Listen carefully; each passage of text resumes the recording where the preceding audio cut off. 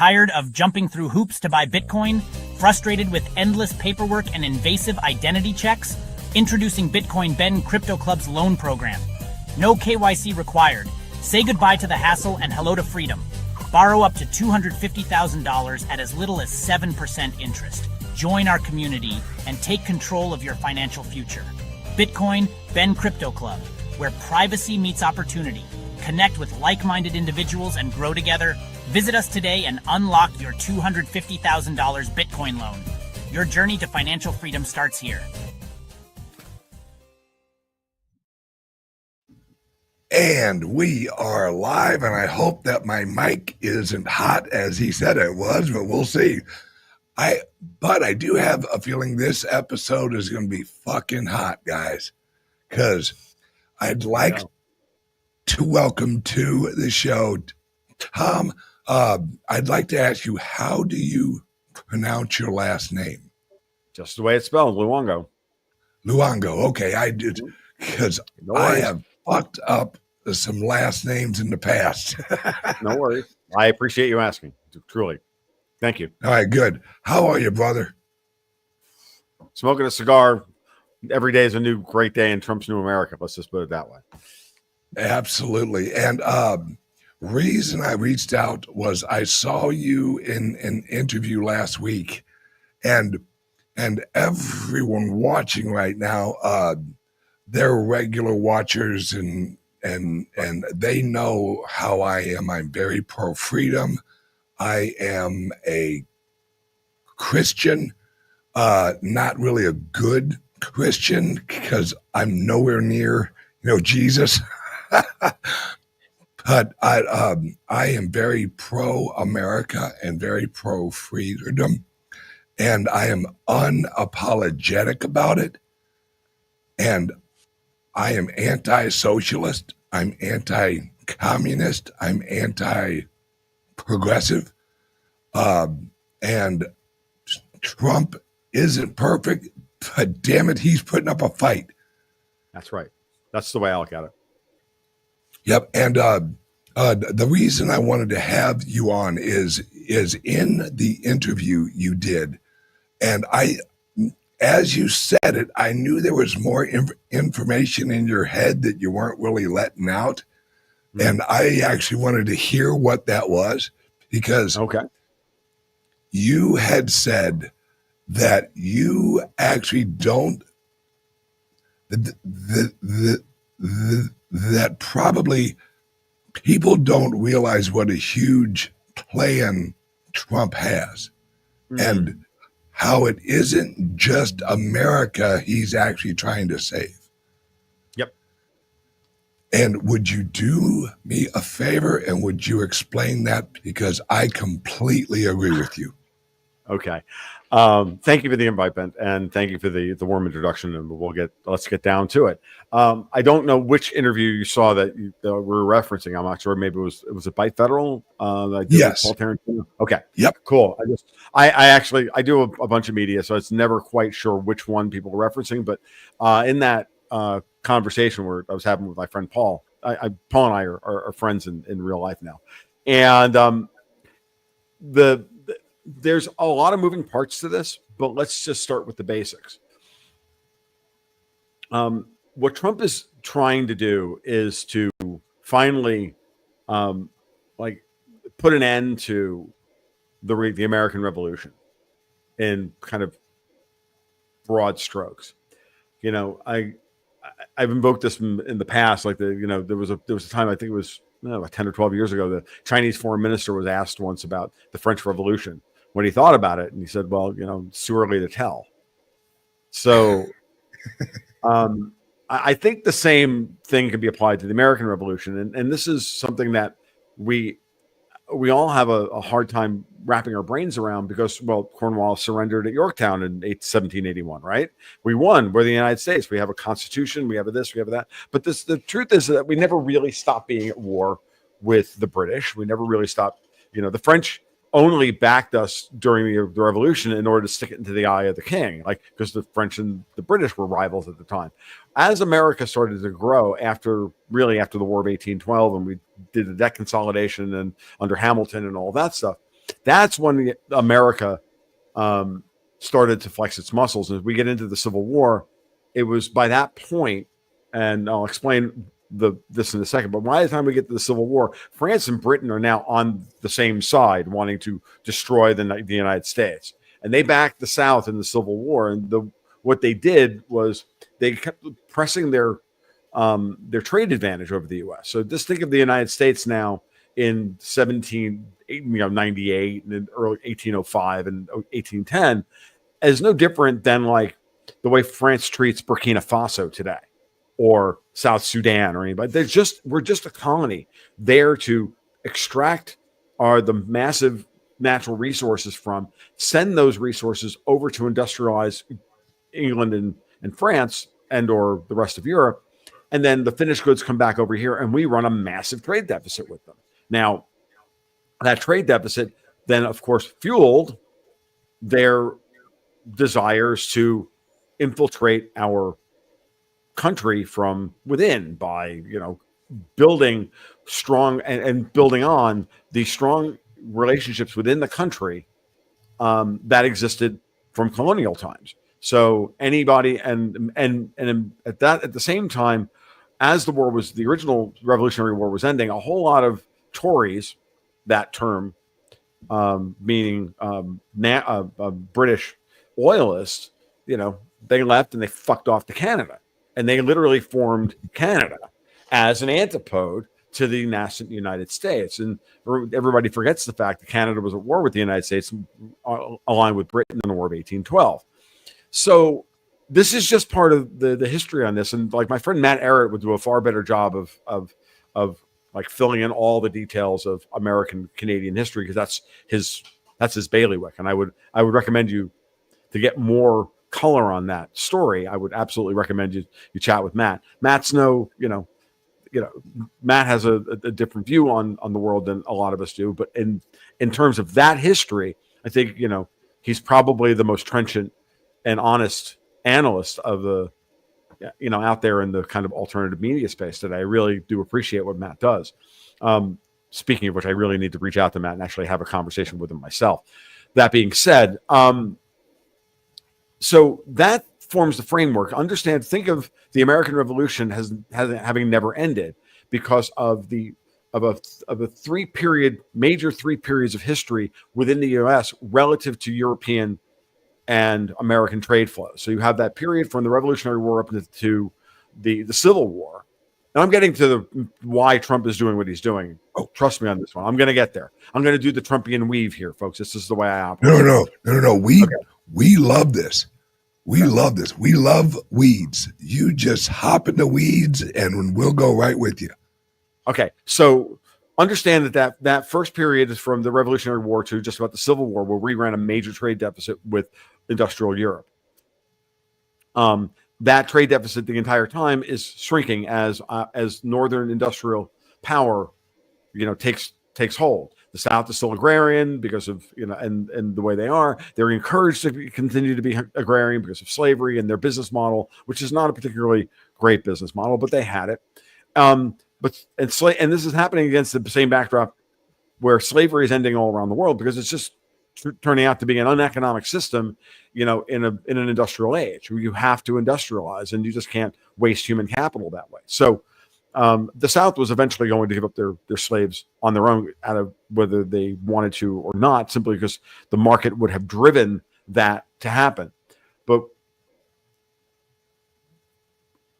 in that period, it was very obvious that Britain and France wanted to continue to hold sway over the colonial South, and then use that relationship to triangulate against the industrializing North.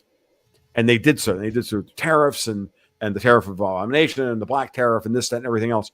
And they encouraged Southern secession.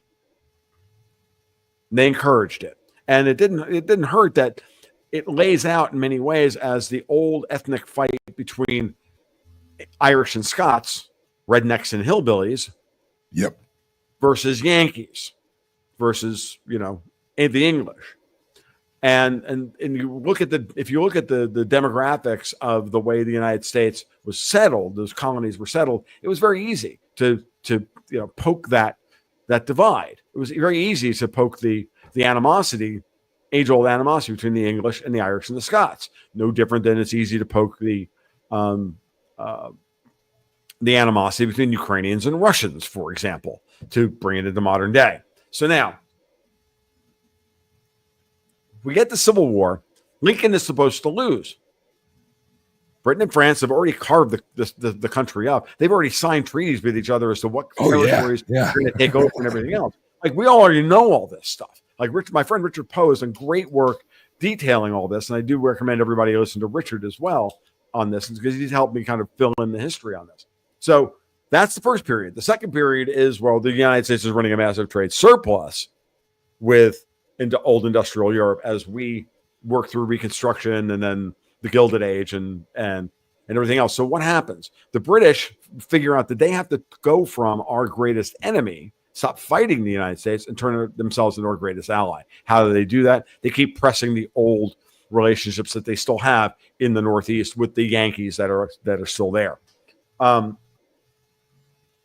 the banking industry, in the banking relationships and all of that. If you want a real fun project, look up the Panic of 1857, the first transnational financial crisis, which cost James Buchanan his presidency. It also cost the Democratic Party sincerely as well.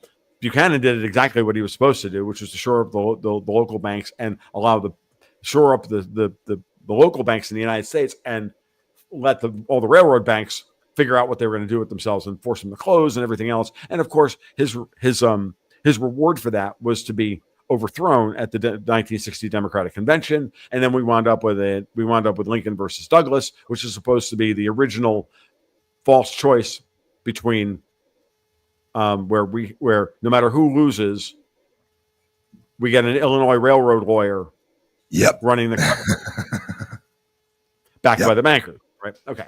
So with that said, we move into the second period where everything shifts and we are handed the keys to the candy store, to the empire. They move all their money into the United States. They overthrow the existing Constitution in 1913 by giving us the income tax, direct election of senators, and the Federal Reserve.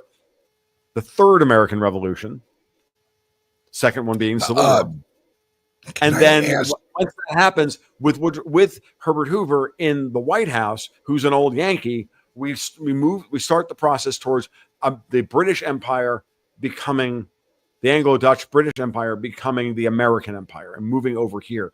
And the entire period between World Wars I and II is them spending their money to industrialize the United States, to bail them out when they get into trouble with Germany. Now, they had already also financed, on both sides of the pond, financed for Hitler's rise to power in order to throw him bodily at the Russians, who, let's not even forget that the World War I was really a British and French operation to destroy both the Ottoman Empire and the Russian Empire. Yes, it was. Now that we've set the table, that's how America morphs into the big hegemon of today. That everybody who's anti-American is sitting around going, well, history started in 1946 with Bretton Woods. Fuck you. That is not what happened. We adopted somehow. We went from the colonies that got away from Britain to Britain's our closest ally, and we're just and we've adopted their foreign policy, their domestic policy, their monetary policy, and everything else, and their managerial state. Huh. Yes. Yeah. Okay. Then we adapt. Then we take the dollar and destroy it in 1971 after Bretton Woods, which was designed with a fixed dollar to the price of gold. It was designed to fail as the United States went on a spending spree to rebuild their benefactors in Europe, our benefactors in Europe, printing a hell of a lot more money than we had gold reserves to cover. De Gaulle, who always fucking hated Americans and they hated America, don't ever forget that, was then pulling all the gold out of the Federal Reserve, because we're start running a trade deficit with Europe. They turn around and recycle their trade surpluses and steal to take all the gold back overseas. And eventually Nixon has to close the gold window. Has to end gold convertibility. Nixon closing the gold window was actually a defensive maneuver against the United States being liquidated in the 1970s after the London gold pool fell. Now, in the process, we built the offshore dollar system, what is known today as the Eurodollar system. And the Eurodollar system is what has dominated all of our lives. We have all grown up. I don't know about you. I was born in 68. I'm 57 years old. My entire life has been bookended by astroturf racial violence to starting in 1968, along with the failure of the London gold pool. That's my entire life. Okay. Now, get the cigar relit and let's get, and we'll move on to Act 3. Now, once you're here and you understand that, the Fed at that point has already been destroyed from its original conception. It was originally designed to not be the Bank of England. It was designed to be a decentralized central bank that only backed the commercial paper markets in the United States. And since we were the inventors of commercial paper, famously Goldman Sachs, meaning corporate debt, right? Yep. So as opposed to going to bank for a debt, for a loan, you are going to the bank for a loan, you can go, the companies could sell debt directly to investors, right? And so what the Fed's original conception was, which was to backstop the commercial paper market and to set regional interest rates and keep federalism alive by having the regions, the 12 different regional banks fight for capital. That was thrown out the window in 1935 with the Banking Act, which did two things. First, killed off the regional interest rates. We now have one singular Fed funds rate. Two, it forced the Fed to backstop the U.S. Treasury market. Now, all of a sudden, the Fed wasn't there just to backstop commercial paper. Now it was there to guarantee American debt. And now we could issue all the debt necessary to fight World War II and the Marshall Plan and this and that and destroy the value of the dollar. But it wasn't designed that way originally. The Federal Reserve was not designed to do that originally. Okay. Now, I'm not arguing in favor of a central bank. I'm not in favor of arguing for that. But understand that Federal Reserve can't do what the modern Federal Reserve has done. It was not capable, not possible or capable of doing what what has occurred in this space. So just before, let me finish up. This system that starts in 71, the dollar reserve standard, which then pushes U.S. treasuries around the world into everybody's central bank reserves, isn't really birthed until Paul Volcker's done with wringing out all the inflation from guns and butter and the Marshall Plan of the 1960s. From that point, and right after that, 1983 and 1984, LIBOR, which has now been an unofficial rate that was used to index and to quote the cost of dollars around the world on a daily basis so that people could do business in dollars, that gets instantiated as the cost of dollars around the world. The Fed funds rate doesn't really matter in this environment because the offshore dollar markets dwarf by an order of magnitude the domestic dollar markets. So the Fed funds rate controls the cost of capital in the domestic dollar markets. LIBOR controls offshore dollar markets. So you get 83, the end of the peak in interest rates. 84, you get LIBOR's is agreed upon to be the cost of dollars around the world. And that means City of London is in control of the cost of our dollars. Yep. In 1985, we get the Plaza Accord where everybody says, hey, let's devalue the dollar by 40%. And everything after that is just the fucking chaos that we've had since then. That all ends in 2008 with the financial crisis. 2008 was the end of the dollar reserve standard. It was now the coordinated central bank era, where all the major G7 central banks got together, coordinated monetary policy in order to keep the assets from imploding. That means you had the Fed would go on, would print money, then they would stop when it got too much. Then the Bank of England would take over, then the ECB, then the BOJ, then the SNB, then the Bank of Canada, and then the Bank of Australia, and then all the way back to the United States. And we just keep doing what I called round robin QE all the way around the world for 13 years. And then Jerome Powell says, fuck a whole lot of that. In this space, in this period of time, Bitcoin is birthed.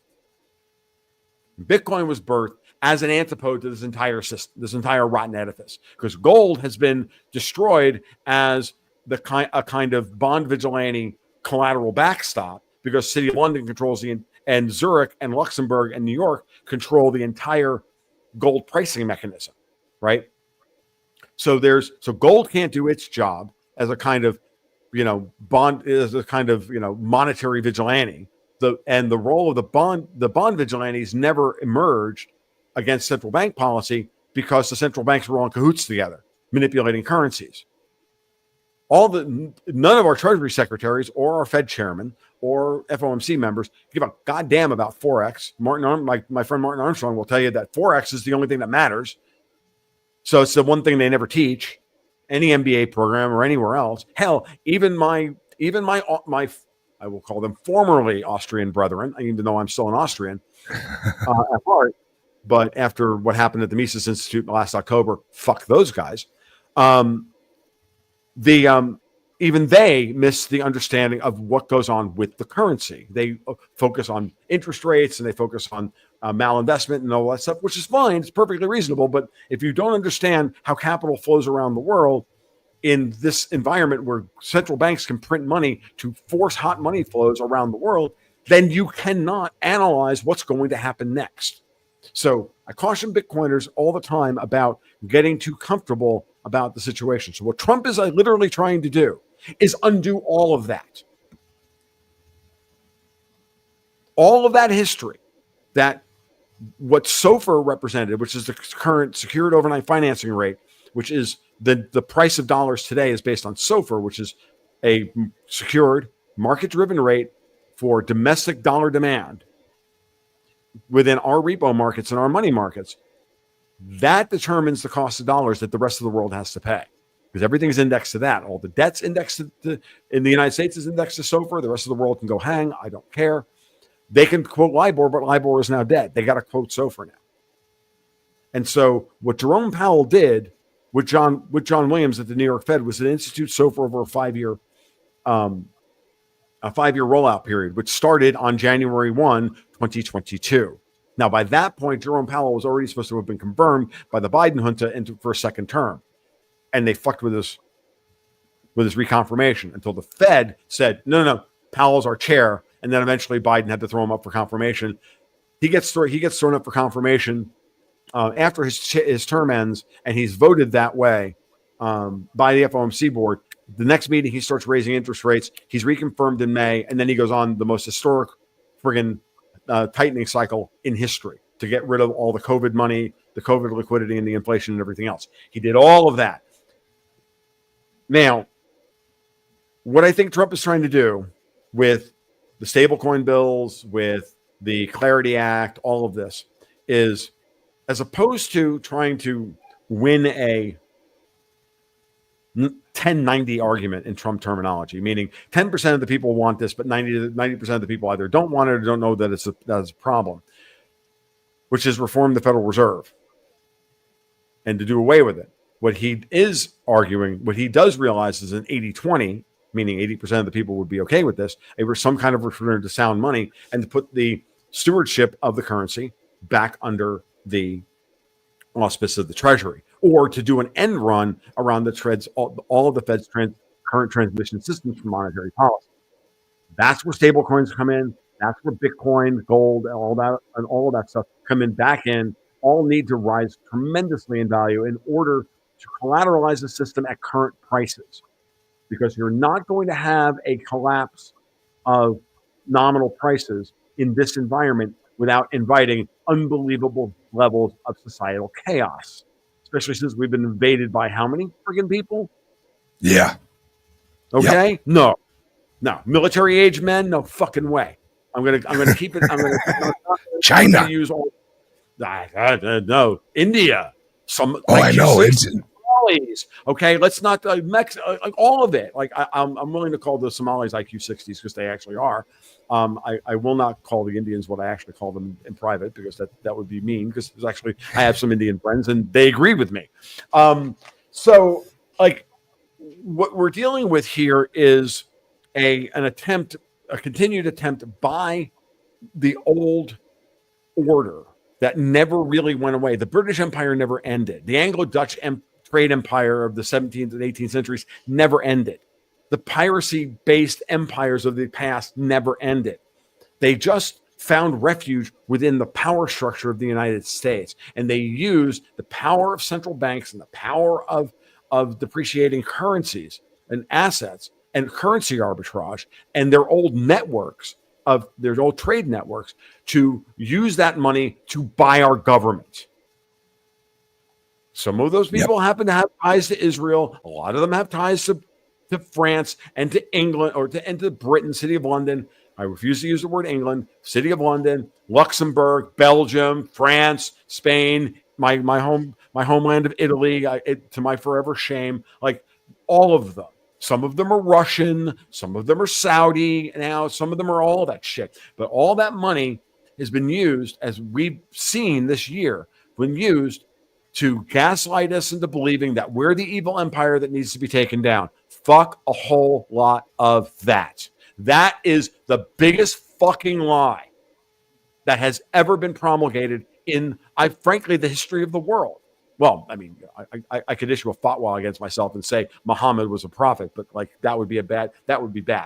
So now, when you understand it like that, because that's the truth, folks, we are not a hegemonic people. Americans just aren't that. We have been subsumed into believing that at times it's our responsibility to protect the world from bad guys because we've been gaslit by literal fucking morons into believing this. And I mean literal morons like Elizabeth Warren and Lindsey Graham and John McCain and Hillary Clinton. They're morons, they're grifters. You call them what you want. I like the phrase Romney. By morons. Romney, oh my God. Okay? Yeah. Okay, so when you interesting fun fact about the religious history of the United States and its relationship to Israel and Zionism and everything else. I saw a map a few months ago of the United States where each state was, they put up by each state what country is their greatest trading partner. You want to know what the only state in the Union, the United Kingdom, is the greatest trading partner of? Israel. Utah.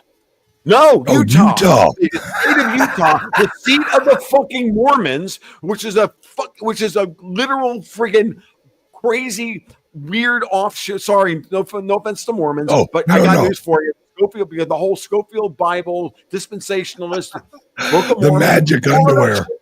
Every bit of that was a long-term British psyop to turn the Americans into what we are today, the heartland of America into what we are today. They did this on purpose. These people are evil and they have very long plans.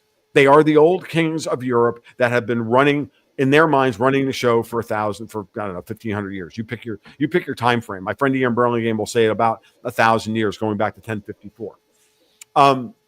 But the point being is that like that's the big one. Like we can see it all, right? So the big point here is that Trump sees this, and so you have to break down the old geopolitical structure of the rules-based order that was put in place after World War II.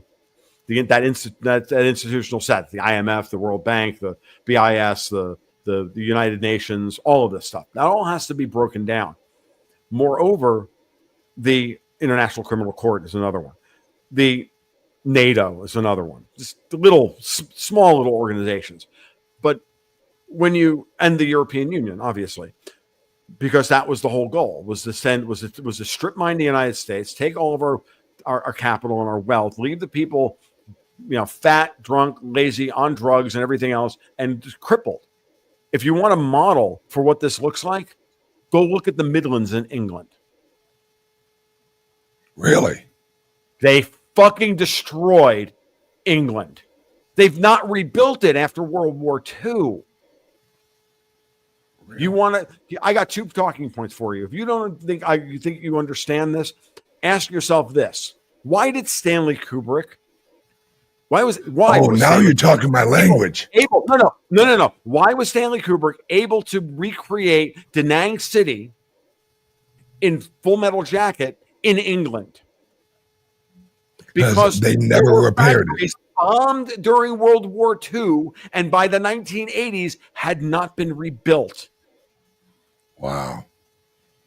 So he imports some palm trees, has some murals painted of Ho Chi Minh, and Bob's your uncle. It's fucking Da Nang or whatever, wherever the Hue City, wherever they are. Like, I'm like, it's so obvious, right?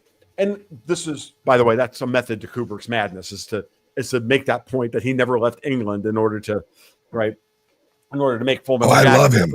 Love him. So do I.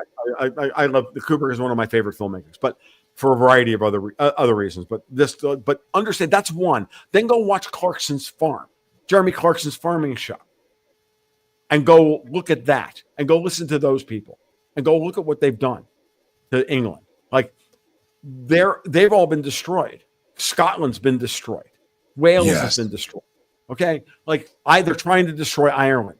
The Irish are, of course, they're just so Irish that they're just they're so Irish. They're so Irish to saying no, and you gotta love it, right? Like they still know how to get pissed and go, beat up brown people on a Friday night, because they're Irish. That's what they do, and I respect it. I truly do, especially being an Italian.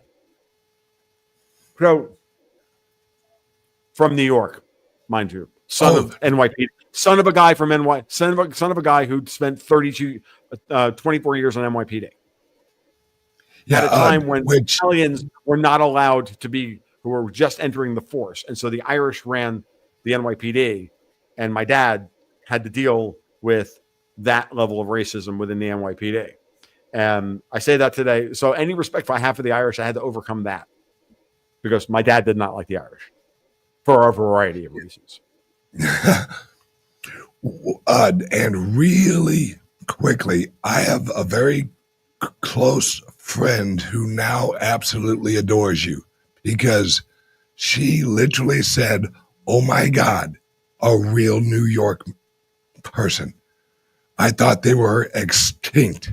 They were extinct? No, they're not extinct. I went to, I was in New York for, I also work for Newsmax. So I do my thing with Gold Goats and Guns, but I also have a gig with Newsmax, and I was there for them ringing the bell at the New York Stock Exchange during the IPO back in April. So I got a chance to go to New York for the first time in forever and a day. And I try to boycott New York because it's such a socialist shithole, and I don't like to give them the tax money.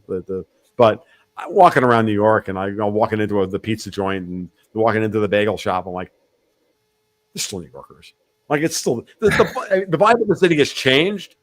And I grew up upstate New York, so I didn't spend a lot of time in the city as a kid. But but my parents were, my dad is from Brooklyn, my mom's from Queens. Like, it's, I understand Donald Trump. Wow, you have New York roots. Oh yeah. We're I'm only second generation Italian. My grandparents all came over on the boat in 1906. I'm the youngest of 4 of the youngest of 11. Okay. Wow. Yeah. So understand that, and my grandparents came over, over 120 years ago, and they were dead 10 years before I was born. 10, 12 years before I was born. So I think my grandmother, my paternal grandmother. Let me give you an idea. I grew up not knowing that people had 2 sets of grandparents because it just never entered into my mind that people would have 2 sets of grandparents. Mean there should be 4? My paternal grandparents were dead. They were just dead. My grandmother and my grandfather that I knew were from my mom's parents. They were my grandma and grandpa. It didn't like dawn on me until I went over to other people's houses, and they're like, "Oh, I got my mom's family." Oh, that's right. People can have more than. I never even dawned on me as a 9-year-old, right? You know what I mean? For years, I had my grandma and I had my grandfather. My grandfather was a shitbag. I loved my grandmother, and it is what it was. But that being said, so my perspective on American, on certainly New York and American history is a little different than everybody else's because I've kind of skipped a generation. My sisters who were born in the 50s are boomers. I don't speak to them, by the way. My brother was born in 63, you know, just before Kennedy got shot. He's kind of he's a classic he's that classic kind of in-betweener, you know, between being a boomer and being Gen X. And then you got me, who's like quintessential fucking Gen X, right? But I didn't have boomer parents. My dad was born in 28. My mom was born in 33. You know, my dad missed fighting in World War II by like 2 years. He had 3 brothers that fought in World War II.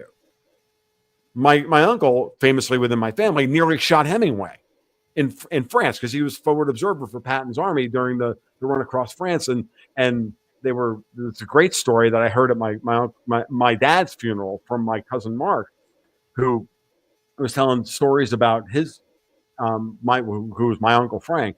And my Uncle Frank was great. I love that. There are very few people in my family I really adored, and he was one of them.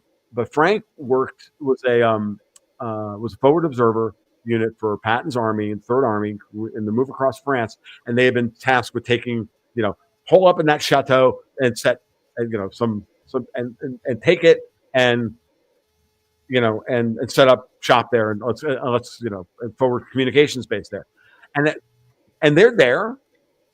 And then Hemingway comes, literally, Ernest fucking Hemingway comes riding up in a friggin' Jeep with a pith helmet and a friggin' rifle and the whole Hemingway like thing.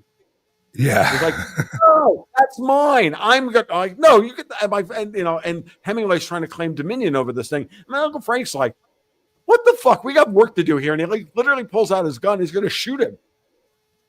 And almost shot Hemingway. And like I'm like, just shoot him and move on. And if you knew my Uncle Frank, you'd be like, yeah, that tracks. Like, you know, he's a 5'7". He was the runt of the family. We were like 5'7", 140, $145, you know, total. And he didn't give a shit. He didn't give a fuck about anything. That guy. He was awesome. He really was. But yeah, he was the guy who almost shot Hemingway. And eventually they called into command. The command said, no, we got to give Hemingway the house. And Frank's like, no, shoot him and let's move on. We have work to do. We've got we got shit to do. We've got shit to do, right? And it's like, this is wrong. Like, yeah, but you know, no, get out of there. Just vacate. Like, it's hilarious, but that's my family. Yeah. Let me ask you about Trump. Do you see him implementing the Genius Act as a way to recreate private banking? Yes. Short answer is yes. I just did a podcast with Caitlin Long a couple of days ago on my podcast, the Gold, Goats, and Guns podcast. And Caitlin Long was on, prominent Bitcoiner, CEO of Custodia Bank. Yep. And we went awesome through this. Lady. And yeah, she is. And I love Caitlin, even when I disagree with her. And there are times when Caitlin says things that I disagree with. And that's fine. The disagreement, I say things that she disagrees with all the time as well. And it's a healthy respect. And, sometimes we agree to disagree. And sometimes we hash it out. And, sometimes I admit I'm wrong. And sometimes she admits she's wrong. It's just the way we do it. And she comes on the podcast about every 4 to 6 months and we do a thing. And half the time I'm the guest on my own podcast because she's got a whole bunch of questions she wants to ask me. And I'm like, today, the Gold, Goats, and Guns podcast will be hosted by Caitlin Long. Hi, Caitlin. How are you? But she's lovely and she's wonderful and so very sharp and has so much direct knowledge of how all of this stuff actually works. That's what's happening here. The possibility exists there. The Genius Act, the thing that everybody needs to, there's one thing about the Genius Act that matters, that as far as I'm concerned, and that is individual banks can issue their own dollar stablecoins against their own reserves. And that gives them the ability to effectively tokenize their savings in order to send them into the local community to issue loans and issue credit and do what needs to be done in order to build local businesses. The price of that capital that will depend on the demand for capital in the area. Like, again, going right back to a free banking model where banks offered whatever interest rate to compete for capital locally. Now, they're going to win local business Well, they still win local business, even though they've been financially repressed into nearly oblivion. As Caitlin pointed out on my podcast the other day, about 70% of all the credit issued by the U.S. banking system, 70% of it comes from the small and regional banks and credit unions. Like the big boys don't create credit that way. The big boys are interested in all the other aspects of, the deal making, the investment banking, the IPOs, the big projects. Like I use this talking point all the time. I say, look, at the end of the day, JP Morgan, like Jamie Dimon, has no interest in building a library in Palatka, Florida. He wants to build a pipeline. He wants to finance the nuclear power plants. He wants to, be the book runner for, the latest big IPO. That's their business, and to manage international capital flows and manage investment portfolios for big high net worth and alternate high net worth clients. That's not what a local credit union does. A local credit union goes and builds a tire shop. Goes and builds that tool and die shop that nobody had, that a town hasn't had in 40 years.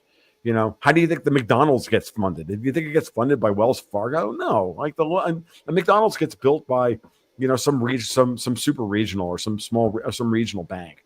And that's and if those banks can issue dollar stable coins directly that'll circulate in the market, they're going to get direct feedback on the desired cost of capital in that area, and that's going to change. And that's going to allow them to fine tune their investment portfolios and their returns for their depositors, because now they can go into the T-bill, they can take those deposits, go into the T-bill market, buy the T-bills, back the stable coins, send the loan out into the world, and be done with it. As long as they have the currency that they issue, as long as it's 100% backed by hard assets, T-bills and whatnot, as long as it's a one-to-one reserve, they're going to be fine. So we're going to lower the leverage within the fractional reserve banking system. We're going to put all of the transactions on a freaking blockchain, which is auditable. It's going to reduce their fraud departments like you wouldn't believe. The cost of fraud prevention for a small bank for the cost of fraud prevention in general by the current system is borne disproportionately, of course, by the small banks, because they got to have X amount of staff. It's not proportional. I mean, JP Morgan can just get economies of scale on this. Whereas, I don't know, pick a local bank in some credit union in North Florida. I'm not going to name names or anything, but, just pick one. I'm like, this is a bank with a capital, with a couple $1 billion worth of assets. They got to spend $500 million on friggin' or $200 million on friggin' fraud protection, right? I mean, they can't make any money that way. And so the blockchains themselves and the audit trace, while it rankles free market and privacy, minded libertarians, and don't get me wrong, I like all that. I don't like the fact that the government's reaching into our transaction records to see everything that we're going to do, that we're doing. I hate it, but understand that there's two sides to that story. There's the, get off my lawn. You don't get to see, what I own. But at the same time, I do want a record of my transactions so that I can, reasonably assume that the money that I do interact with gets to where I want it to interact with, and the money that I have in savings no one knows about. And that's what auditable blockchains in real time give us, that the current banking system the current T+3 settlement system has no capability of doing it. We have to almost outsource all of that to MasterCard and Visa and everybody else. And they have to just take on unbelievable amounts of counterparty risk to lay off that risk and hold pools of capital in reserve to deal with the liquidity. We don't have to deal with that. We don't have to deal with massive pools of liquidity being held back for fraud purposes. We can now just let that money, we can get rid of that layer of friction. So this is a massive fundamental shift in how to move capital back down the stack, away from the cantillionaires next to the Fed and back to you and me. who you need a car loan or, whatever. And it'll also then also help the banks improve their profit margins. And therefore we can actually get, good underwriting practices. We can get local talent in risk assessment, loan origination, all of this stuff. We can get that to stay at the small banks, as opposed to having all the talented ones scooped up by the large banks, which is what's been happening, which is why it's so hard for the small banks to actually compete. Here we are 4 years or 3.5 years since Powell started raising interest rates. And I look around in my local banks and I look at what the deposit returns are for passbook savings, and they're still zero. They're still offering 0.5, 0.25%. Why? They've got massive holes in their balance sheets. They have no ability to and they're now getting outcompeted by freaking Apple. Jesus. PayPal, all of them. PayPal, Apple. I was thinking about this the other day, and I took advantage of this. I have an Apple credit card. It's great. My primary credit card is an Apple credit card. I do all of my day-to-day transactions on. I get 1% back in cash back. I stick it in the savings account that gets 3%, 3.5%. Okay. I used to get 4.5%. Now it gets 3.6%, whatever. I can't get that anywhere close to that out of my local credit union that I've been banking with for 35 years. Nothing close to that.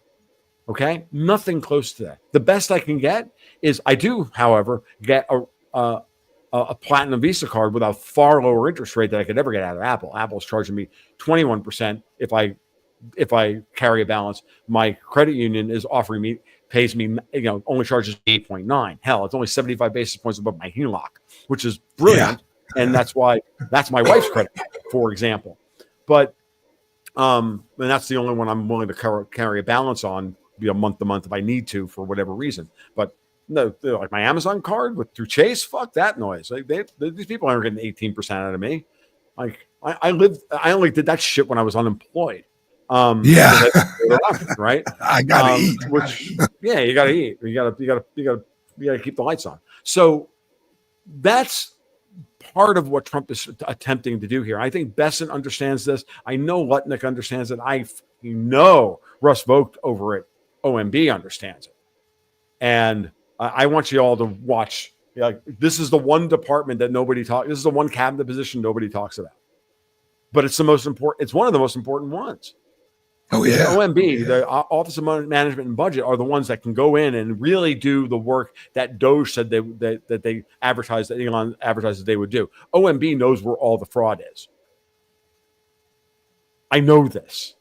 I talk with guys at OMB all the time. I'm like, they know, and those are the appointments that the Democrats are fighting the hardest. They as hard as they fought Tulsi Gabbard or Pam Bondi or anybody else. No, the ones they're really fighting are the second tier guys in offices like OMB and the district court judges and local attorney and the district attorneys and all that. That's what they're really fighting, because that's where the real power still lies. Oh yeah. Okay? Oh, yeah. So but that is all improving. Okay, so go ahead. All right. One more question. I want to respect your time. Trump recently took over Washington, D.C. What are your views on that? Or, yeah, I can't smile broadly enough. Like at that point, like it's so obvious what he's doing, right? Because look, understand that in this environment, Europe needs a war between the United States and Russia like they need oxygen to breathe, because truly they need that war to give them the oxygen necessary to breathe. And I have to gloss over that just it'll take me 20 minutes to set it up. But understand that their system is failing. They need to be able to print with the excuse of war to get it done. They're going to print anyway. And it's going to destroy them. What Trump is doing with so their natural move is to incite a color revolution here in the United States. Now, the way I would argue, the color revolution started the morning after Trump won in 2016, and Bill and Hillary both came out wearing purple. Yep. Okay. Now I hate to sound like a Q-tard on this because I think that Q is an absolute fucking CIA thing, but I do believe that these things, I do believe this part of it is true, right? So it started then, morphed into, you know, what started as Oppo research turned into Obamagate, then turned into Russiagate, and then this, and then the impeachments, and Ukraine, and the war, and all of this stuff. And then we're all downstream of that, and all those bodies are being unburied, and all those manila envelopes are being delivered by DNI Tulsi Gabbard to Ursula von der Leyen, Keir Starmer, what's his name, Frederick Merz, all of them. They're all getting the manila envelope treatment. Even Lindsey Graham this week finally got the manila envelope treatment. So I like to use something called the MEQ, the manila envelope quotient. That's the, you know, how big is their MEQ and who's in control? Yeah. How many manila envelopes are stacked up on whoever has the higher stack is the one that controls the Quisling. Okay. So Trump federalizing DC is a second instance where he proves that he gets it. It's almost, I wrote in my newsletter about this, about during the LA riots back in June. I said, you know, notice how Trump immediately moved in the Marines and the National Guard. The first thing he did was nationalize the California Guard. And then the second thing he did is he moved in the Marines. Why did he do that? It's almost like he and Vladimir Putin like talk on occasion on the phone. Because if you want to understand how to beat the color revolution thing, you have to watch Putin. Because Putin, he's an expert. Because heretofore, Vladimir Putin has been the only one to stop the color revolutions. Now, some of them have gotten nearly out of control on him. Belarus, for one, in 2020 after the elections, that almost got out of control. But what that did was it gave him the excuse to send Lukashenko in on a tank and also to formalize legally the union state between Russia and Belarus. That relationship has only gotten stronger and tighter, which is great. That means Lukashenko can no longer, you know, play the game of, I'm gonna schmooze the Europeans in order to get some concessions out of Vlad. Vlad's like, that's enough. You work for me. I saved your ass. You're done. You know, Belarus is Russia, the same as everything east of the Dnieper in the Ukraine is Russia. Everybody can go fuck off with themselves. Now, but Putin, you know, he stopped the one in Georgia. He stopped a color revolution in Abkhazia, South Ossetia, stopped, you know, Grozny. What's Chechnya? All of those places, they were all color revolutions. And if you go back to the right before the war broke out in 2022, the big one was how he handled the nascent color revolution in Kazakhstan, which was, without a doubt, an MI6 SAS operation, CIA operation, military operation to take the country over. And he was on those guys like white on fucking rice. He knew exactly where they were going to land and arrested them at the fucking airport. Yep. Note what Trump did in LA. They tried to spin something up, and he immediately, within 12 fucking hours of the ICE raids, he had the California Guard nationalized, and within 24 hours, he was calling in the freaking Marines. Done. Over. Now, he's going to Alaska on Friday to meet with Putin, which the whole fucking European complex despises. Oh, yeah. Did you not? That gets announced on Friday. On Sunday night, we got 100 highly rhythmic dudes running around, you know, beating white people up in the streets of DC. You think that's spontaneous? Is that air you think you're fucking breathing? No, that's AstroTurf, my friend. That's Alexander Soros and Barack Obama and Valerie Jarrett and all these fucking people calling up their brown shirts, literally, and sending them in the streets. What does Trump do in response? He says, you know what? That's it. We're done. We're federalizing DC, and we're ending the whole. We're ending separate rule where DC is an independent city state. It now falls back under federal jurisdiction. Fuck off. I love Done. it. And then he turns around this morning and says, and I'm starting a new task force within the National Guard in order to send them out to wherever they need to go. It's happening. Yep. It's over. It's going to be the greatest National Guard ever, right? You know, like that's what he's doing. I do a terrible Donald Trump, but I don't give a shit. And that's what he's doing. So, Gretchen Whitmer, you're on notice. No race riots in Detroit. Minneapolis, I got news for you. Ilhan Omar, you're on your way back to Somalia. You and your husband. I mean, brother. I mean, you and your husband.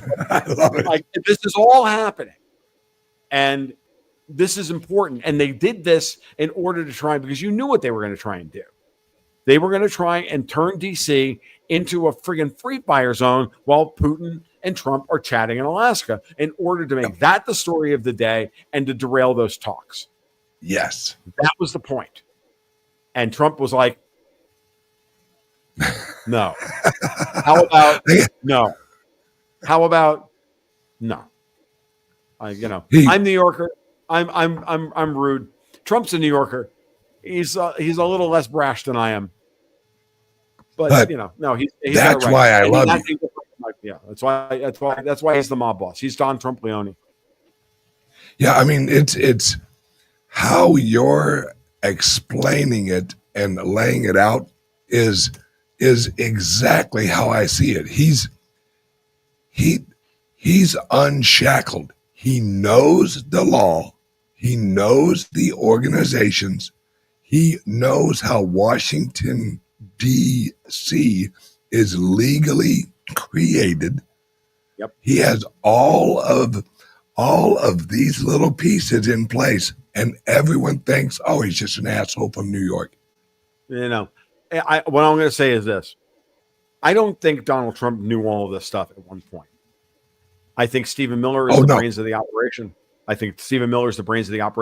very famously, on a regular basis, I will talk about the Gantt chart, the Microsoft project file over at Evil Corp Central, over at Davos, saying, well, on this date, we're going to introduce the digital euro. And this date, we're going to start the war in Ukraine. And we might have to move some stuff around, but they just act like they're on autopilot. I got news for you. Stephen Miller has a Gantt chart that he drew up about 4 years ago, and he's executing that motherfucker ruthlessly. And flawlessly, fascinating and flawlessly. Well, nearly flawlessly. What he's doing is forcing the operational tempo onto them. And what I've realized about Trump, about a month, maybe 2 months into this presidency, was that he was not going to give them any opportunity to breathe. Meaning. And he understands the weekly news cycle better than anybody who's ever lived, which is he says something on Thursday that drives them apoplectic. We have an issue of the week. It plays out Monday through Wednesday. On Thursday, Trump does a right turn and brings up a new issue and starts a new brush fire that they have to respond to. Thursday afternoon, Friday, the markets do their thing. They try and bomb the markets or move them and whatever, put out their fake news. Last week it was, Trump tariffing Switzerland gold exports by 39%. He allows that market to freak out. Then on Monday morning, Sunday, no, not gold. We're not tariffing gold because we want to bring gold to the United States. We're not stupid. So we're not tariffing the shit we're going to buy. No. But on Friday, he says Thursday and Friday, what does he do? He drops the bombshell. Yeah, I'm going to meet Putin in Alaska. Now, he says on Thursday or Wednesday, he lets it out there into the, guys, he and Putin are going to meet. And for about a day, what did I hear? Oh, he's going to meet in Italy with Maloney, or he's going to meet here, he's going to meet there. No friggin' way is he ever going to fly or get Putin to fly over European. Hell no. Because Putin can be arrested in Italy. Hell, he can be shot down. Either of them can be shot down. But yes, just no way Putin would agree to that. He's not going to Europe because he would be arrested on sight because of the International Criminal Court. Now, neither the United States nor Russia are signatories to the ICC anymore. We both pulled out. Trump pulled us out, and Putin pulled out ages ago. So, what do we find out?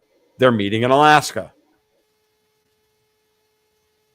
which is a very symbolic place. Yes, it is. And so what I would say to everybody with high hopes for the meeting in Alaska is your high hopes have already been, excuse me, have already been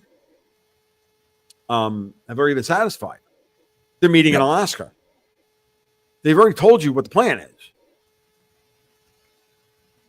My friend Alex Craner and I have been talking about this for about, I don't know, 6-7 months, maybe going back in the late 2024. And Alex and I were just kind of spitballing. I think I put the idea in Alex's head, randomly in a podcast, and then he wrote a big article about it. It's like, I think everybody needs to understand the 4 major power centers of the world are Russia, China, the United States, and Europe.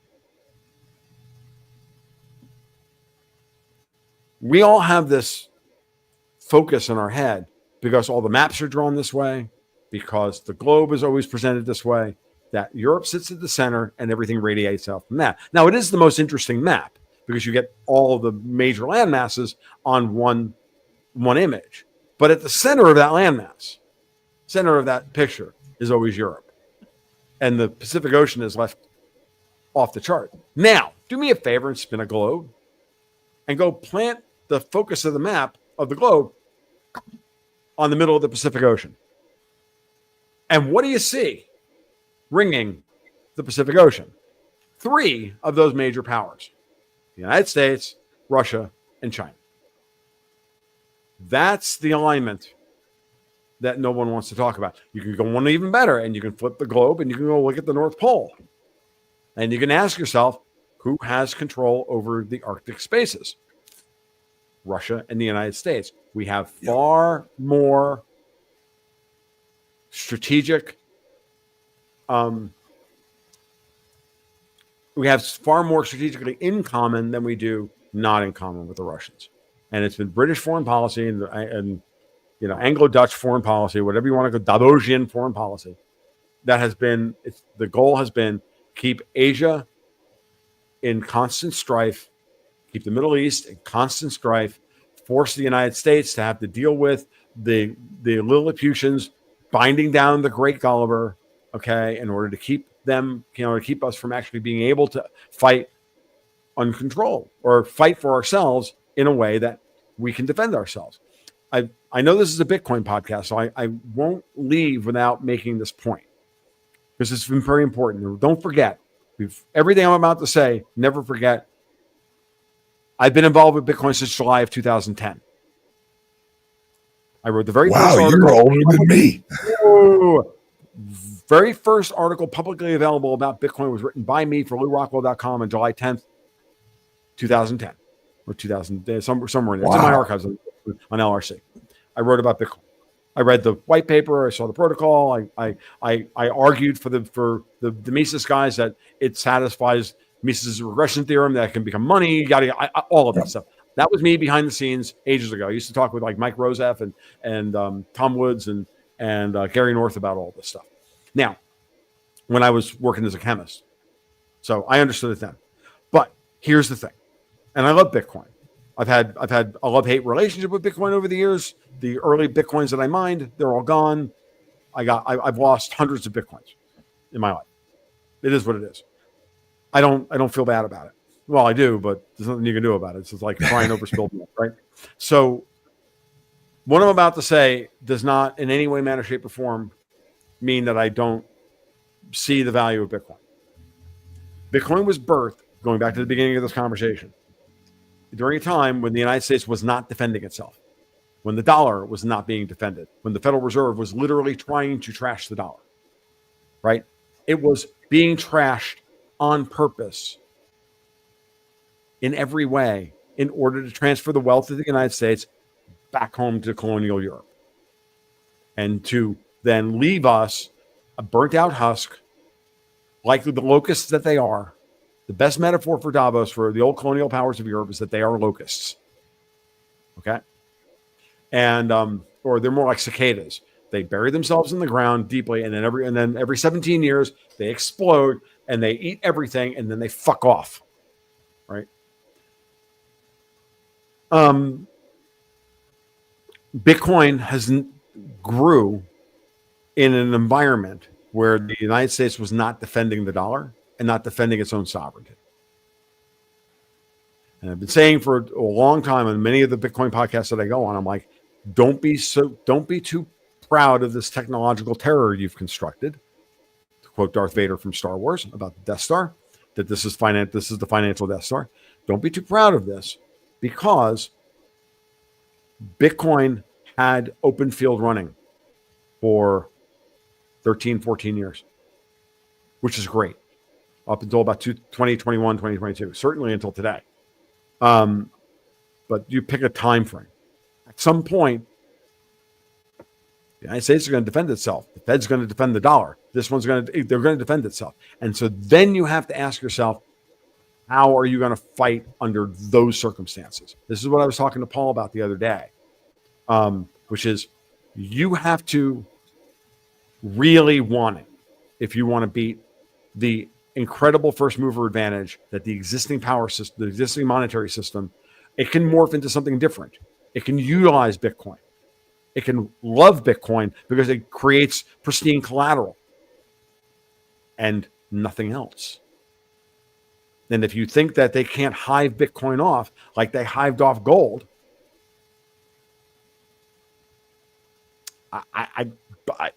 math does not work under these circumstances. This is about blood.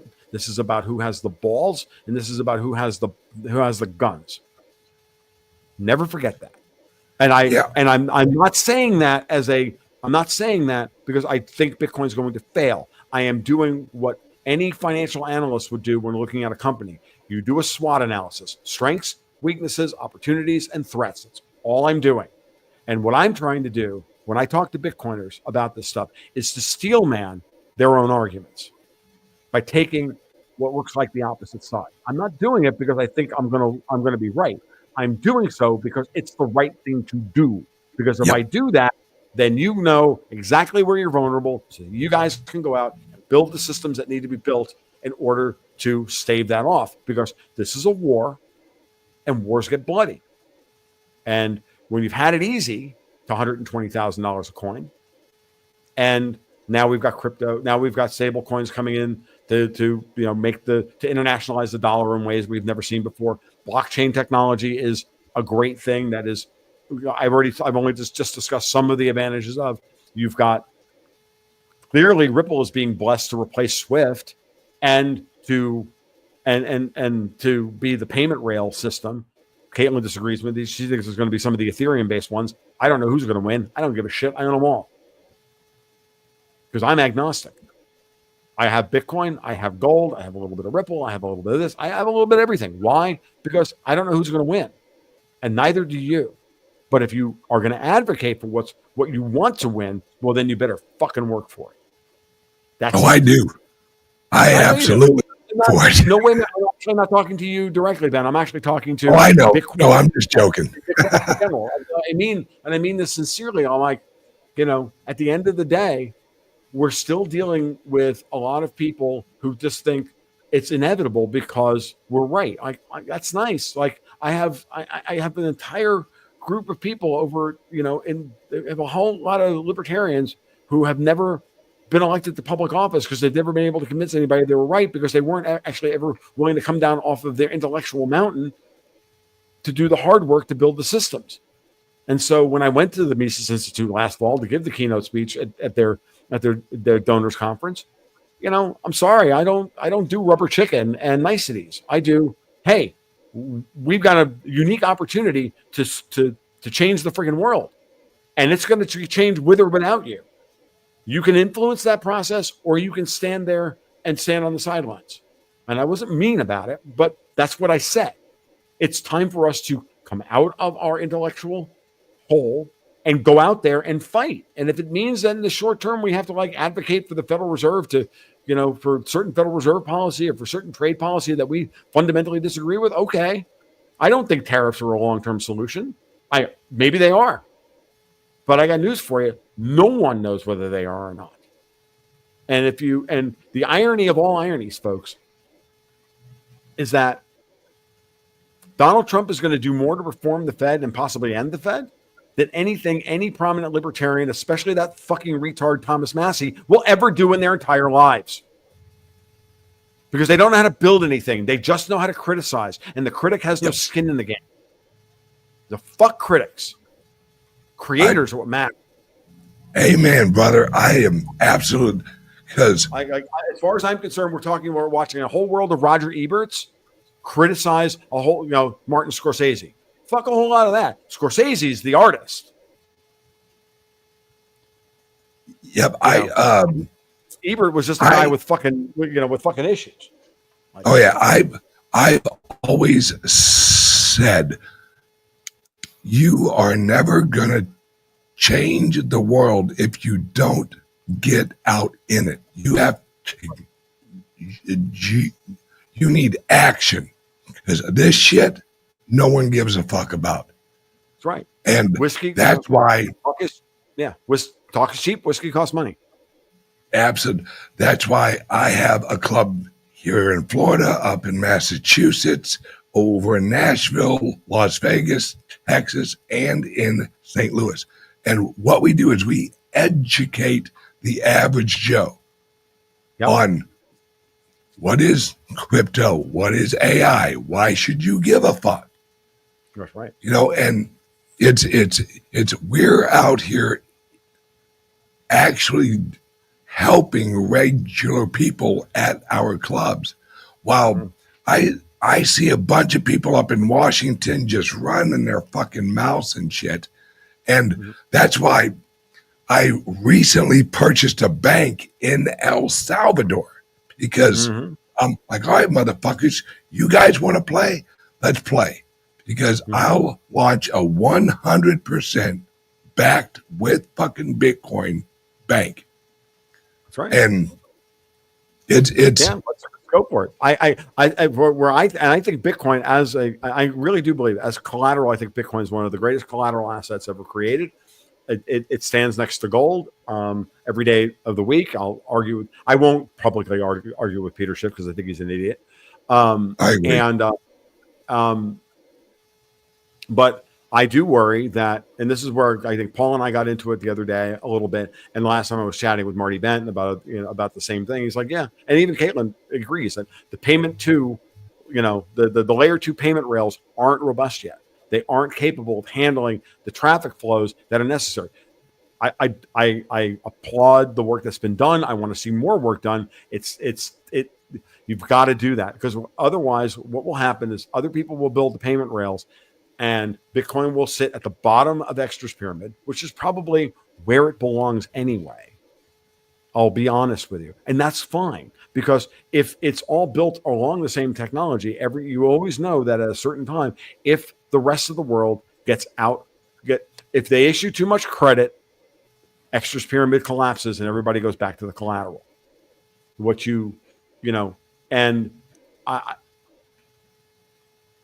don't know if there's enough. I don't know if there are enough Bitcoins in the world to liquefy the world. I don't care because the world doesn't need to. It's the same thing with gold. If there isn't enough gold, and again, price determines everything ultimately, right? So what I'm getting at here is that, the digitization of assets, physical assets, will help alleviate the need for divisibility in the monetary unit itself. Because it's the monetary unit itself, the liquidity that's necessary. Everybody's going to issue stable coins on an as needed basis, and they'll be created and destroyed on an as needed basis as the local economy ebbs and flows like it would naturally do. That's what we want. What we want is a system with as little leverage as possible, because it's leverage that creates the power gradients necessary that entrench the power and roll the power up to those who have regulatory control over the issuance of new money. New monetary units, that is what has to be taken away from you.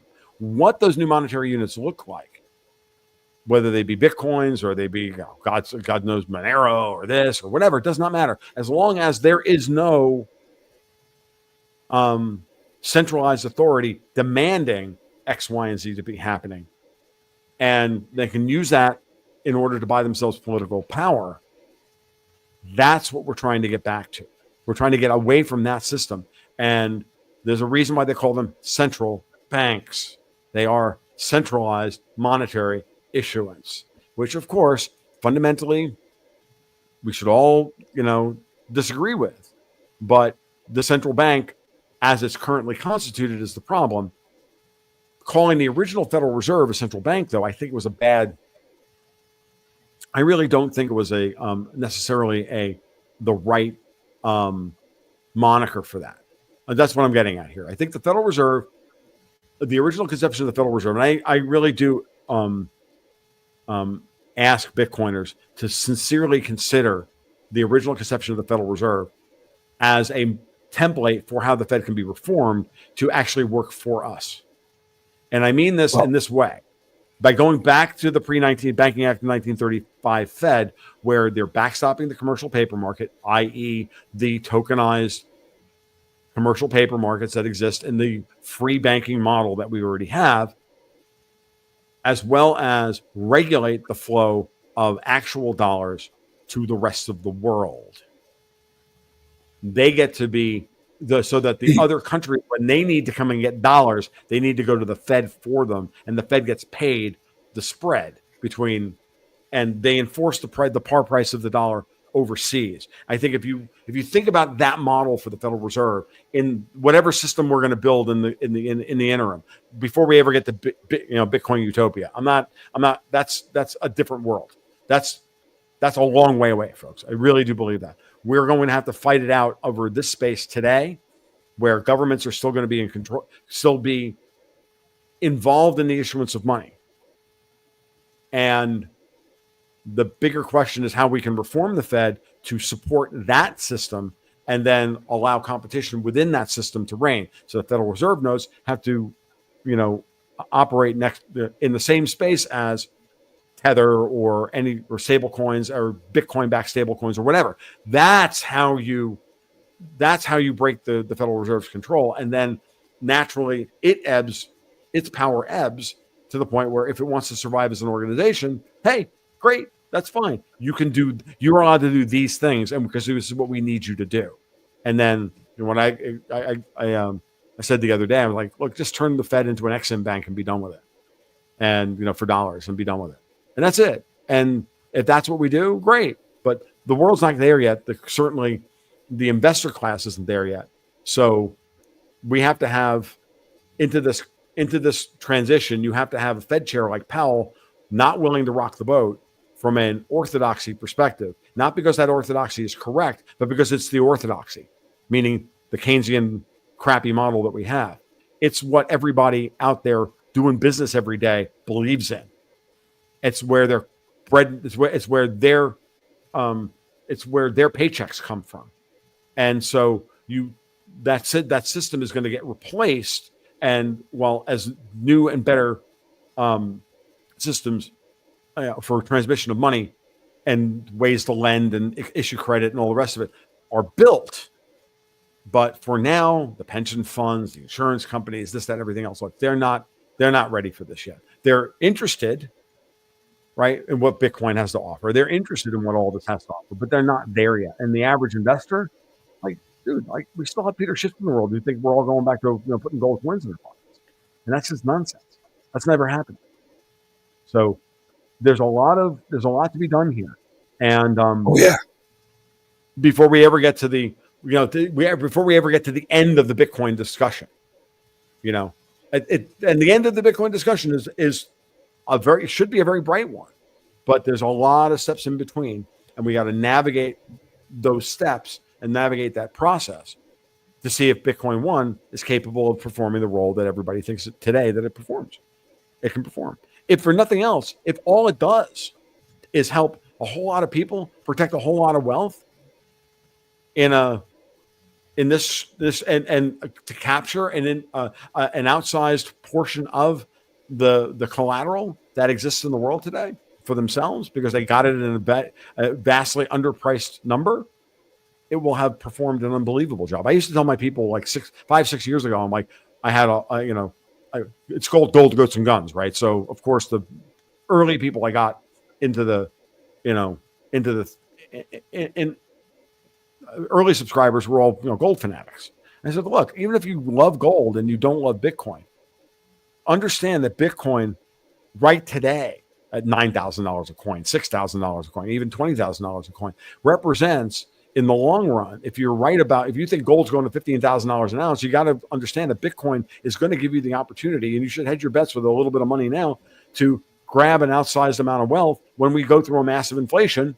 And you come out the other side, and you're the Henry Reardon. You're the guy you're the new Henry Ford. You're the new guy setting the fucking rules for the game, because you're sitting on $2 billion worth of Bitcoin or whatever, and or gold.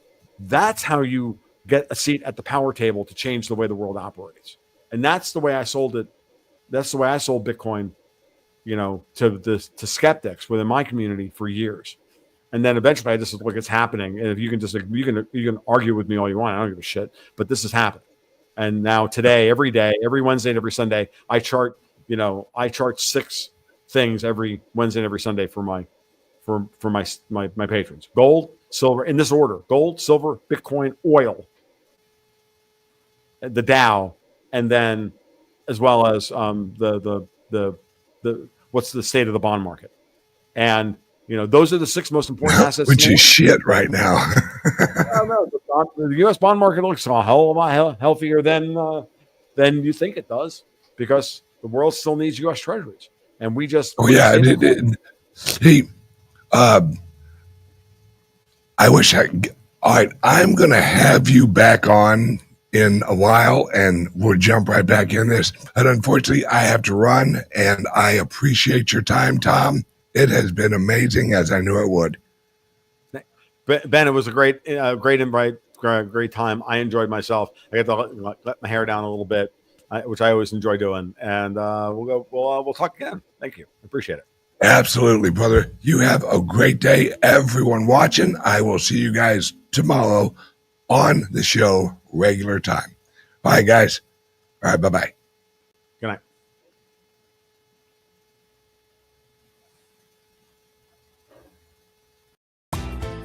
Are you buying and selling cryptos on the same laptop that you're using to browse the internet, read your email, and visit social media sites? If so, you're exposing your cryptos to theft. Whenever you're online, you're at risk of getting hacked and having your identity stolen. How would you feel if someone stole all of your cryptos? What would that do to your finances? Guard your cryptos with a safe and secure laptop from CALIX Solutions. Each laptop is set up just for you and your cryptos, and then we walk you through exactly how it works. Don't risk the security of your cryptos. Order a crypto laptop from CALIX Solutions now to secure your crypto future. Learn more at calixsolutions.io.